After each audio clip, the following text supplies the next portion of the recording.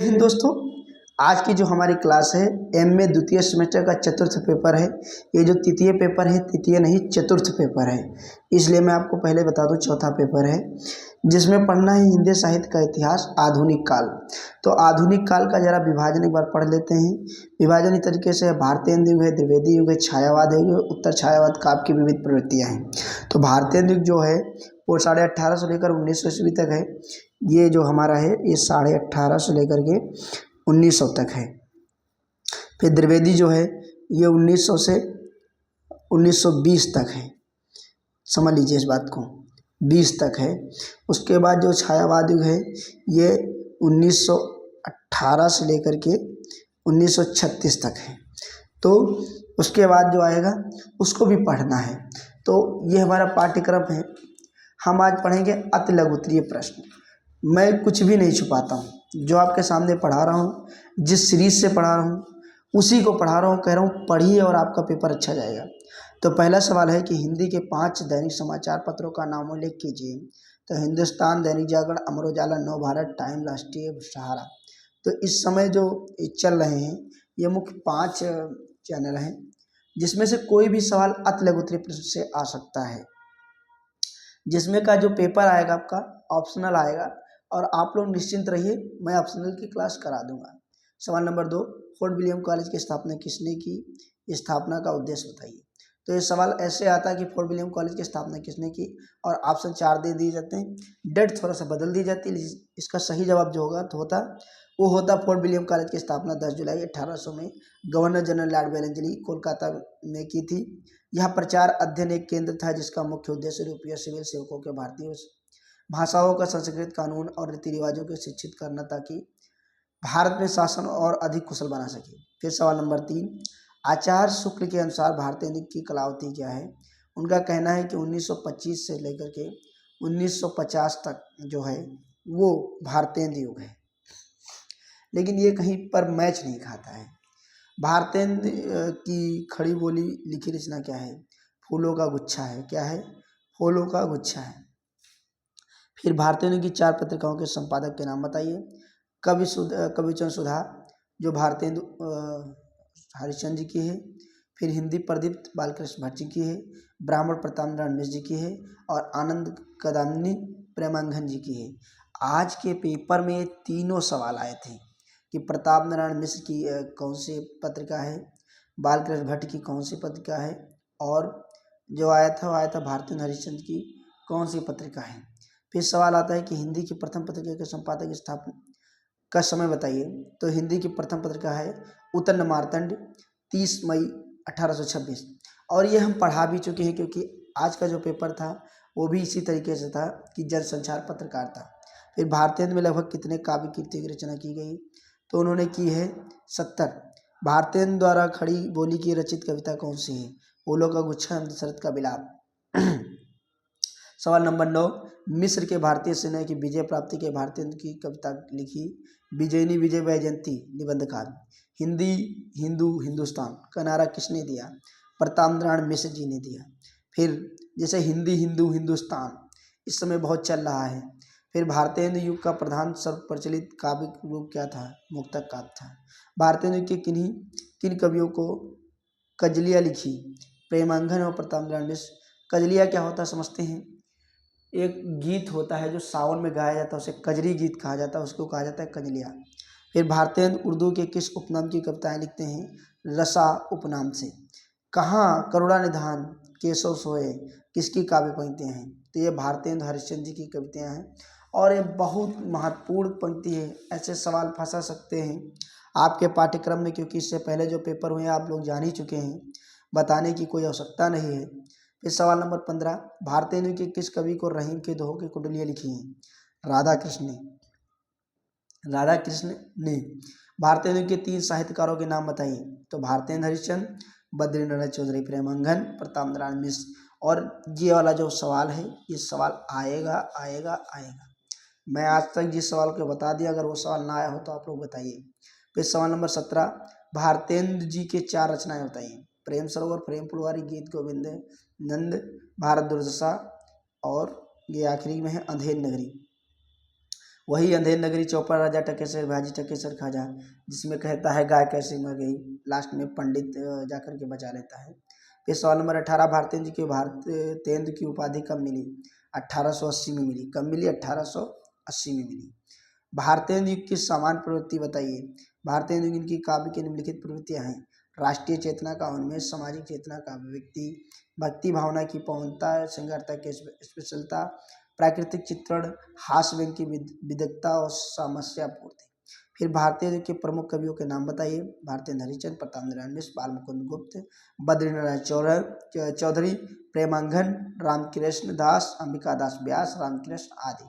और ये बहुत महत्वपूर्ण सवाल है। इस सवाल से जब फंसाता है ना तो लोगों के पसीने छूट जाते हैं, क्योंकि उनको समझ में नहीं आता इस सवाल का हम सही जवाब क्या दें। तो देख लीजिए भैया, बहुत ही महत्वपूर्ण सवाल है।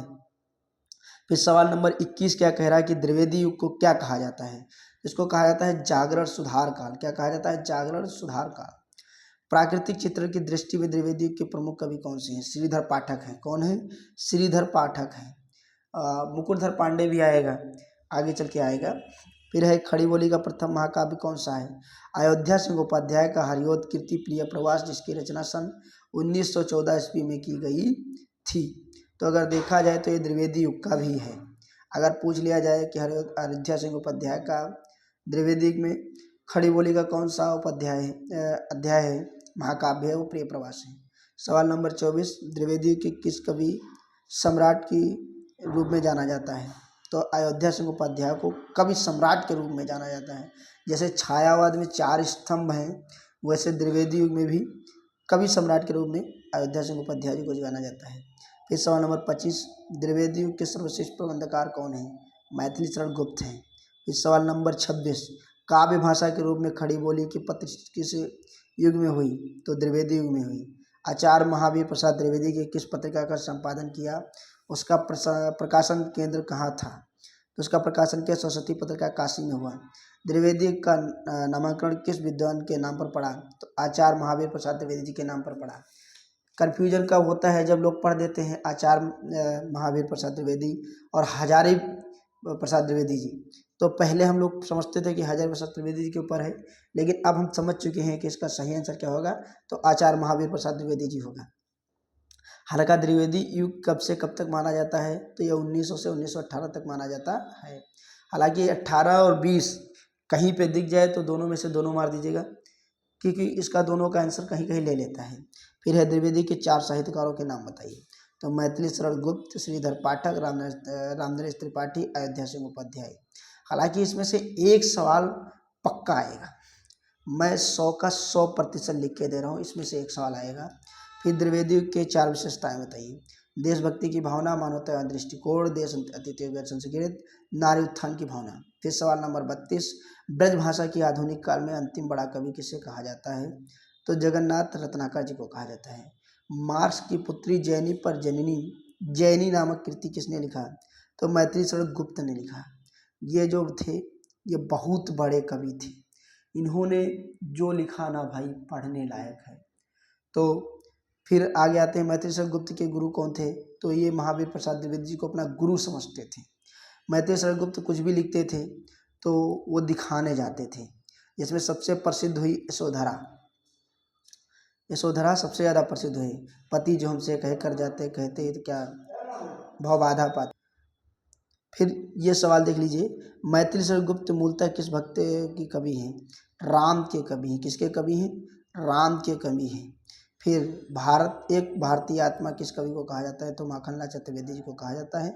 और इस सवाल को भैया जो है पेपर नंबर 2 में डाल दिया था कि एक भारतीय आत्मा किस कवि को कहा जाता है।